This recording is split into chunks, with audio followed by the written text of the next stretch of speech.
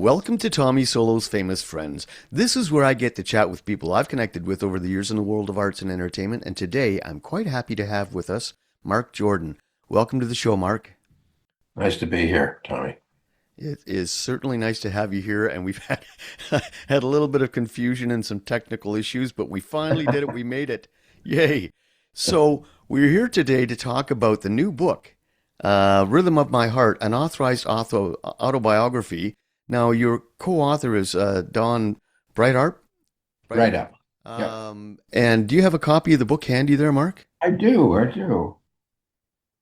I never go anywhere without it.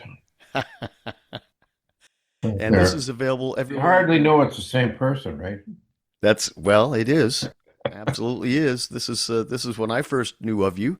So this is the story of your life, and it's been a long and illustrious career. I mean, I knew of you from really from Marina Del Rey and sort of onward, and your association with your lovely wife, Amy Sky.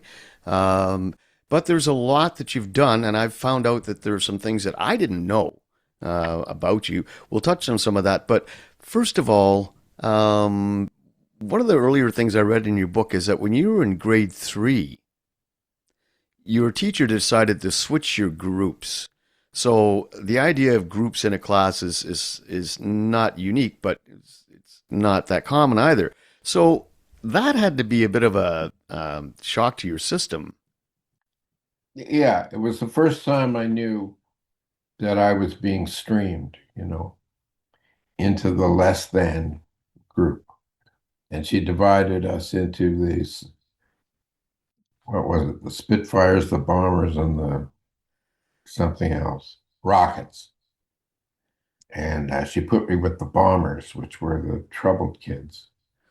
And I knew right away, and it was the first time I went, oh, I'm being streamed here for some reason. And I put up my hand and I said, can I sit with my friends over there? And they said, no, you're a bomber now. And so that was the first time I kind of figured it out, you know, It's that, interesting. Now I understand that you were troubled with dyslexia, so that was the problem. Yeah. that had to make life difficult, and you're obviously an intelligent, articulate, and um, very talented individual in so many ways. I'm curious, how would somebody get around such a problem and accomplish so much? Well, you stop looking at, well, first of all, I, it took me years to understand what was going on, And when I was in high school, they sort of figured out what dyslexia was. I took a test that had nothing to do with reading, it was like symbols and stuff like that. And, I scored like almost perfect on that. And yet my guidance counselor took me down and said, Mark, you've got the intelligence of a spider monkey. You shouldn't be in this school. And, there were things like that that just kind of eroded my confidence. But, I knew I could do music because that was just part of me. My father, we have generations of musicians in our family. Yeah, And if it's in your blood, man, it's in your blood, and there's no escaping it. That's for sure. yeah, Now, I'm curious. You've worked with some top shelf talent over the years, and your stuff is not basic three chord rock and roll. So, no. how do you work out the arrangements with the other musicians? Have you done everything just by demonstrating the parts to people? Like, how do you get around that? Basically, I don't write them out, Okay. obviously. And yeah, we just I actually I actually enjoy being in the room with players, That's how I started, you know. When I first went to LA, I walked into the studio and there was Jeff Porcaro and Steve Lukather and, you know, people like that. It was that blew my mind. And I got to work with these guys and I got to just go on the floor and play and we kind of work it out. Just we didn't write it out, we worked it out. And I they took notes and then then they played it. Yeah, I wouldn't go so far as to say that I'm dyslexic or anything sort of resembling that, but I never took to reading music very well. Yeah. I did okay with guitar tab and so on. And I haven't had near the accomplishments that you have, but I've spent a long time. I think it was Danny Marks from Edward Bear and Blues FM who labeled me as a journeyman guitarist at one point. He was playing some of my stuff on his show. And so I spent a long time in other people's bands and I did everything by ear. You know, when we were Yeah. doing covers, if it was like Fleetwood Mac, whatever, I had to learn, Lindsey Buckingham's parts by ear, putting the needle back and forth on the record. Um, and so I can kind of relate to that aspect when you can't write music. I can't write out scores either. But as you say, when you're in there with these people and the talent, I feel like, were you consciously trying to find people that were a step above, or did it just work out that everybody was on that level? Everybody was a step above me. I think that's how we grow, right? Absolutely. I mean, you know, I got to be around these players that were just off the chart great. And you know, my bands in Toronto were amazing too. You know, they were really fantastic players. Fantastic players. And so I was lucky to have those people around me and it helped me a great deal. And I think you have to be brave to get to that next level because I think about a lot of the local cover bands that you see in the bars and so on that some of them aren't really that great, but there'll be one person maybe or two people in the band that are really good. And you just wonder, what if that guy talked to Marc Jordan or, you know, somebody who's above his level? Wouldn't that be nice if you could see these guys playing with people that are up here? Yeah. You know? Well, I think you should always strive to do that. I mean, to be around people that are more are better than you. You know what I'm saying? And Absolutely. because that, as you say, you can learn from them, and it's that's what it's all about is learning, right? Absolutely. And you've certainly learned a lot over the years. Man, I read in your book that you faked your way through school, and you Totally. fooled your piano teacher. Yeah, yeah. I used to get him to play. This was at the Conservatory of Music in Toronto. I used to get him to play the song I had to learn, the last thing in the um, in the lesson, and then I try to remember it. I run home, and between what I could remember and what I could pick out, you know, with the music, I could get it. And I fooled him for 3 years. Um, do you want the story? It's a funny story, Yeah. actually. Yeah. Let's hear it. So he gave me a piece by Grieg, which goes da da da da da da da da da da da da da da. Very serious piece and you know complex and so I went home and I was picking it out. But that week, this goofy group from England came out with a song called Classical Gas, which was that song. But it went ba ba da ba ba da beepity beepity beepity. So that's what I played him when I and he and the I could see the light going off in his head, and he went, "Oh, he doesn't know anything." And he went out. He threw me out. That was the last piano lesson. It wasn't the last piano lesson I took, but it was the last piano lesson I took with him. Boy, you're a strong guy, man. You got kicked out of your favorite group of friends in grade three. You got kicked out of piano lessons, and Yeah, I've been kicked around, baby. and you're still standing strong. Oh Yeah. man. And I know you're still busy, but I mean, I just have to touch on some of the artists who've recorded your material. The list is too long. I mean, Alfie Zappacosta, Susan Gluckark, Cher, Chicago, holy cow, Joe Cocker, Kansas. Kansas, that's for me, that's a bit of a stretch.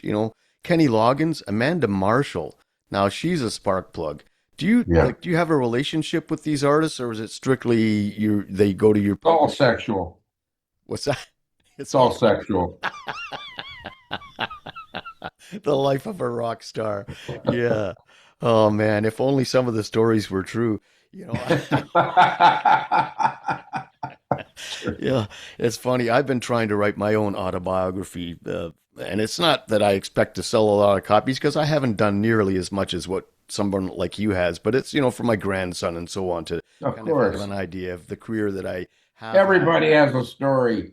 That's right. But the You know big that? stumbling block for me is I don't want to put any debauchery in it. So, Right.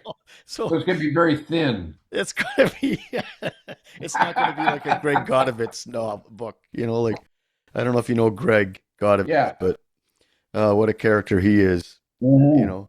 But oh Listen, man, I had my years of debauchery, I'll tell you that. And it was you know, when I went to when I went to California was it 77 or 78, and it was like those were the blow years, you know. oh yeah, And I always had feelings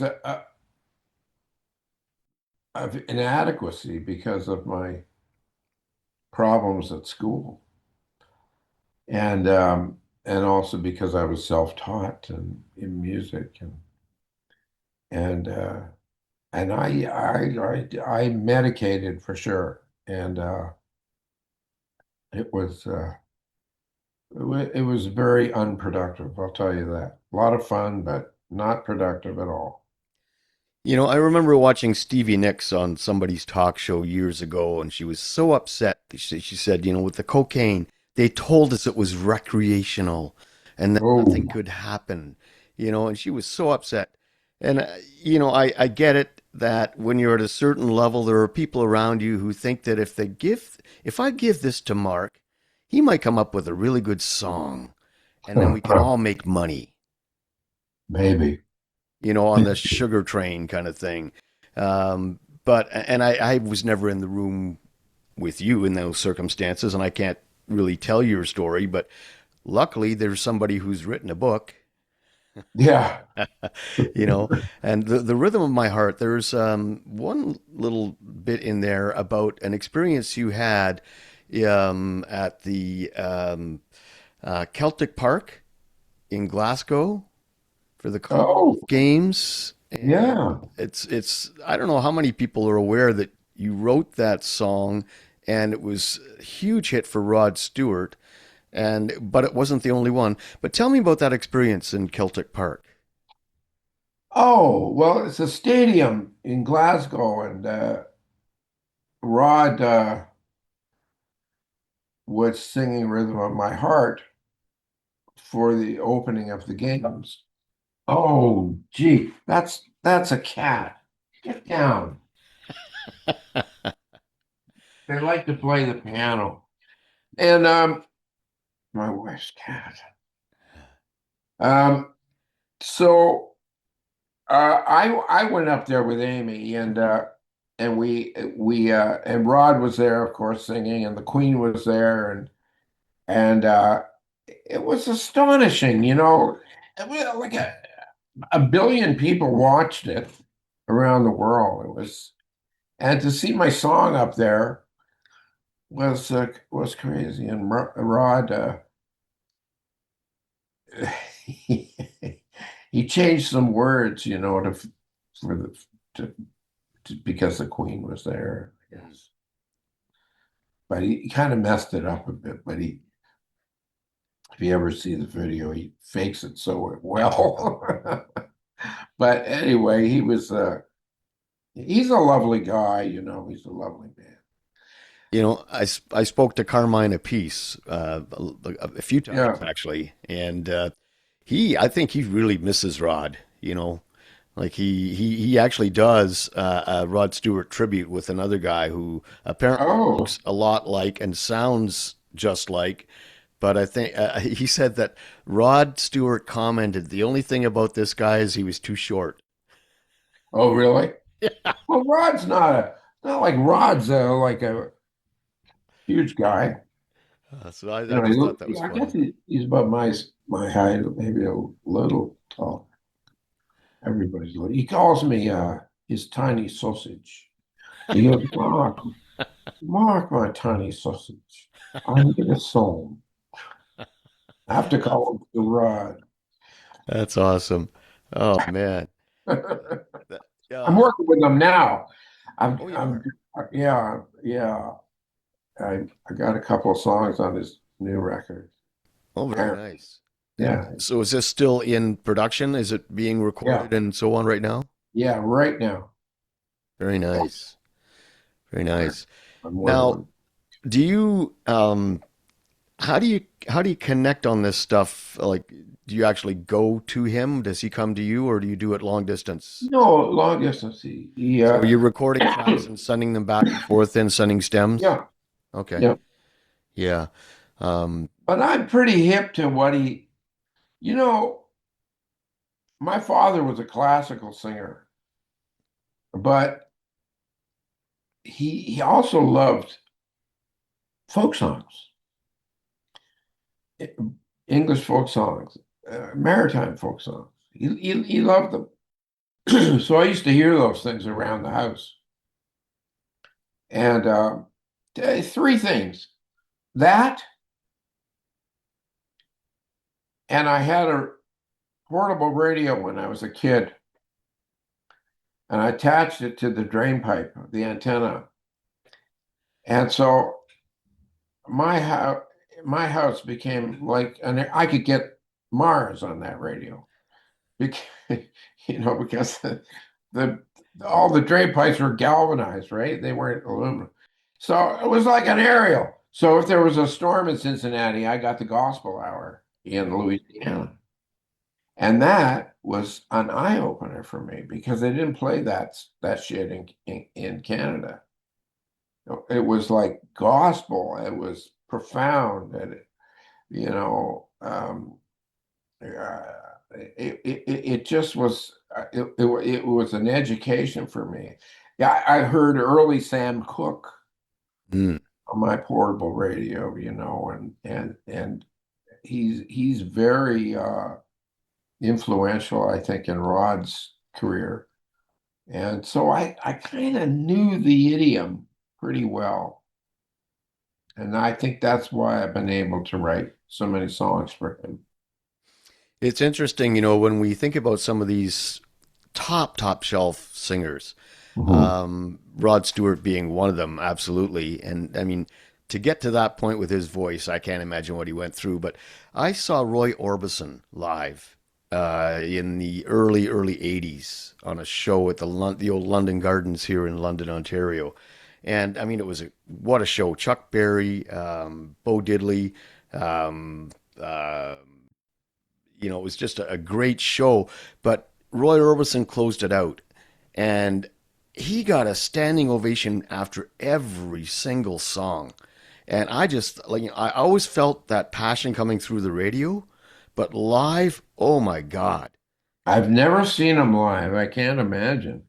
Well, and I think that he was a tormented soul, and I mean he apparently he lost his entire family in a house fire while he was on the road, and Oh my God. I think about like you listen to the early songs like Ooby Dooby, not that big a deal, but by the time it gets to crying and running scared and so on, And I'll have to just briefly share this. I lost my only son in September of 2007, just Oh, I'm after his so 12th sorry. birthday. And before that, and it just comes back to the passion, and before that, I figure I was an adequate artist. And like Danny Mark said, journeyman guitarist, you know. But when I lost my son, it was like I found my soul, and I could feel his indomitable spirit. And I think this is what a lot of people have to go through, you know. Yeah, that's very tragic, and but he clearly lives in you, right? He does, and it wasn't meant to be all about me, but the point about people like Roy Orbison who have shared tragedies like what I have, that you Yeah. can just feel it in every single note, you know. And I guess this is why somebody who's as talented, uber talented as you are, worked with so many people, like Rod Stewart, like Diana Ross, that have that voice that can just elevate your music to a different level. Mhm. Well, I've been so lucky in that way, you know. I've been so profoundly lucky, and uh, Donna Ross was a dream, you know, and she was, I mean, this is a woman who came up from nothing, you know. I mean, they used to play bars in Toronto in the early days before I could get into them, but she, they they they struggled and they triumphed, and I think struggle is a part of it, you know. Uh, they're Absolutely. very few artists, I think, that haven't had some kind of window open for them in that they see the world through a slightly different lens than other people. Well, I see you and with your early struggles, and I feel like that has obviously led to your musical path and Yeah, ending up where you are today, and I feel like for some, like I grew up dirt poor, and me too.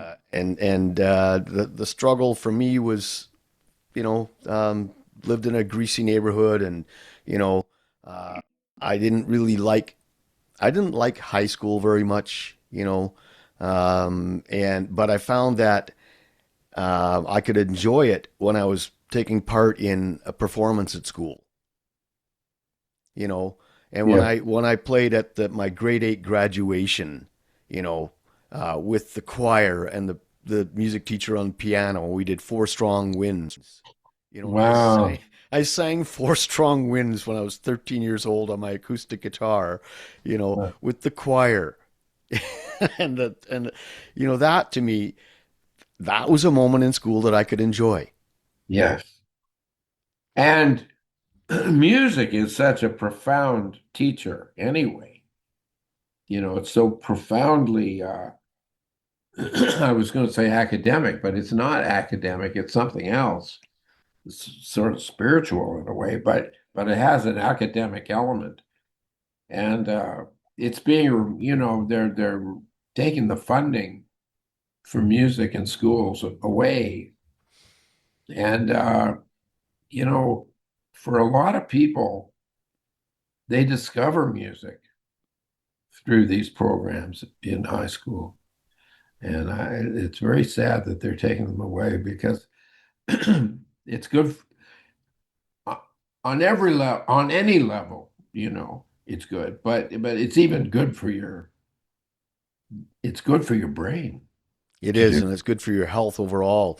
Yeah. I've been saying for years that music is the doctor, Yes, it's the uh, healer.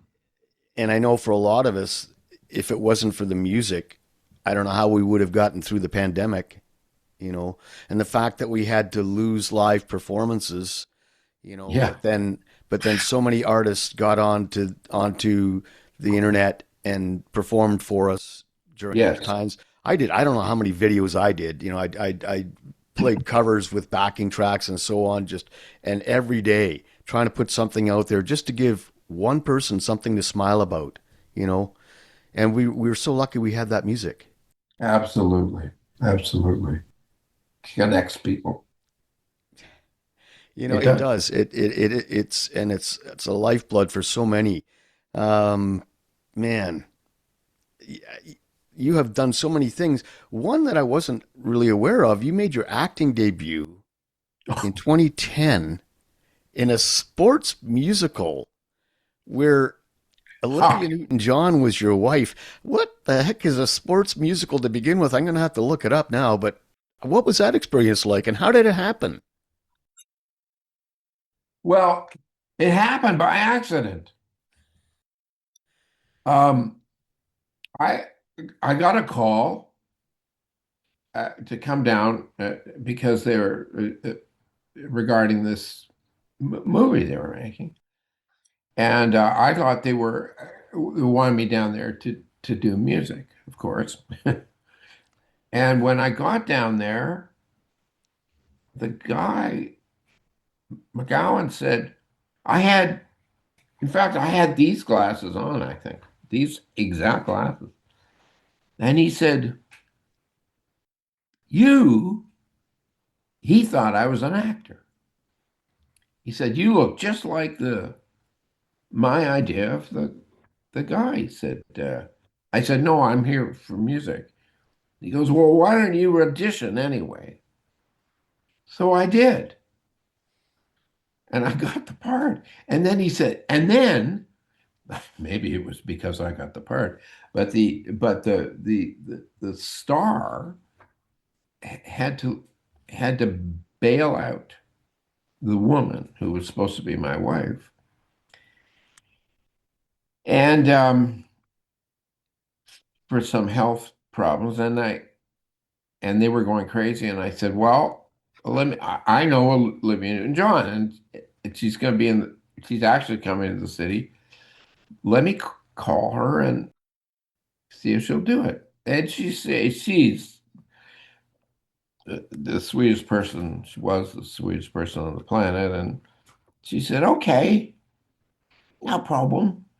And she did it. And and thank God, because she sort of helped me through it. And she was, and giving me little acting lessons in the middle of takes. And, and she was, I was so grateful she did it. It was a fun thing to do. No doubt. You know, I don't think it's really that much of a stretch, though, to go from being a singer-songwriter to being an actor because it's all performance art. I guess it is. Yeah, I'm comfortable in front of a camera. I didn't have to overcome that, but I was a little, you know, a little shy, I guess, about doing it, but it was, it worked No out doubt. pretty good. It was called Score. And all I Oh, knew about scoring. we'll have to look that up on YouTube too. But just blow really, but not really music. Just do blow, scoring all the time. That's what I do. Very nice. Oh man. So you are about to play some shows with the lovely Amy Yeah. around home, I Yeah. think. Yeah, we have a And few dates. I can't remember where they are, but I have okay, a few well they dates can. with her, and then I have a few dates in June with my band. So Okay, okay. And so that sounds interesting. One thing that I was interested in is your son is playing piano on some of he these does. shows. Yes, he plays piano with when I do shows with Amy, Okay. because he knows all the material and He hears probably it all day. crazy Yeah. growing up, but he's a great player. That guy. Nice, nice. And something else that I don't know if a lot of people are aware of, you're also a visual artist. Yes, Yeah, so you have I call it flat music. okay, flat music. So, does are you inspired uh, by music in this art, in these paintings and so on? I'm inspired by nature, Okay. to tell you the truth. Hey, I I'm inspired by my environment, I guess. And we have a cottage, and I like to paint, like it's slightly abstract, I guess, but it's a lot of it is that, you know, trees and water and skies, canoes. I'm very much into nature myself, and my wife and I we make a point of going up to little spot near Powassan, Ontario, Ah, for a cottage week, and we used to go up to Muskoka on a regular basis as well, and we are members of it's the Western Ontario Fish and Game Protective Association here in London, and we've got a lovely pond. It's like a small lake, and I've got a boat there, and we can get out and oh, fish for trout and bass and so on. And half the time, I just sit in the boat and take yeah, it in. yeah. And likewise, when we're up in Powassan, I love to catch fish. Man, if you were to look at my Facebook, you might get sick of all the fish, okay? But at the same time, I just love to sit there and breathe it all in. You know, Murray McLaughlin, who uh, obviously is a good friend of mine. We played with Lunch and Owls together, Yes, lunch at Allen's. I was and touching on that. he comes up sometimes to my place, and we sit on the dock. And Murray was a pilot, and he knows the sky. He knows every star in the universe. He knows every galaxy. I stare at it, and it's like, when I was staring at a score, you know, Yeah. but it's beautiful and it's expansive. But Murray knows what he's looking at, and he spells it out, and it's so it's just there's some of my favorite nights that I've spent stargazing with Murray McLaughlin. He's off the chart smart. It's something else when you're up there because if you're in Toronto or in London, we don't get the same skyscape. We have too much Oh, interesting. light Why is that? pollution. Light pollution, Wow. right? So when you're up there in Lake of Bays or wherever you are, you've got a clear sky, Yes. Yeah, and that's a wonderful thing. it really is. Just But back to the book one more time. The Rhythm of My Heart, an authorized biography by Don right up. Write Thank you. uh, you know, it's funny. I had to have a couple of teeth pulled during the pandemic, and it's Yeah. affected my speech patterns, and it's Really? affected how I sing. I interviewed Whoa. Ronnie King from the Stampeders a few years ago, and he Yeah. kept putting me off for one reason or another. And when he said I have to have my wisdom teeth pulled, and I thought that's weird. The guy's in his 70s. And then as I was editing the interview, I had to cut out whistling.